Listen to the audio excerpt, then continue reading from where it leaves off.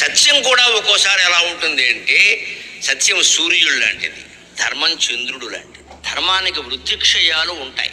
చంద్రుడికి ఉన్నట్టే శుక్లపక్షంలో వృద్ధి, కృష్ణపక్షంలో క్షయం ఉంది కదా.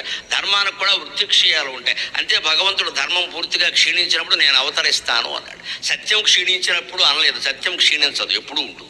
సత్యం కోసం భగవంతుడు అవతరించాడు, ధర్మం కోసం భగవంతుడు అవతరిస్తాడు. ధర్మ సంస్థాపనార్థాయ సంభవామి యుగే యుగే అన్నాడు. సత్య సంస్థాపనార్థాయ అని ఆయన అనలేదు. సత్ అంటే ఆయనే, అది క్షీణించదని ఆయనకు తెలుసు.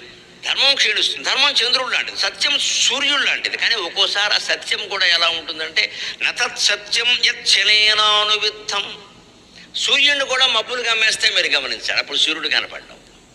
ఇప్పటికీ కొంతమందికి మన దేశంలో ఒక నియమం ఉంది, సూర్యుడిని చూస్తే కానీ భోజనం చేయరు. కొంతమంది సూర్యుడు కనపడిపోతే భోజనం చేయరు. మా బంధువుల్లో ఉన్నారు కొంత, వాళ్ళకి రోజల్లా మబ్బులు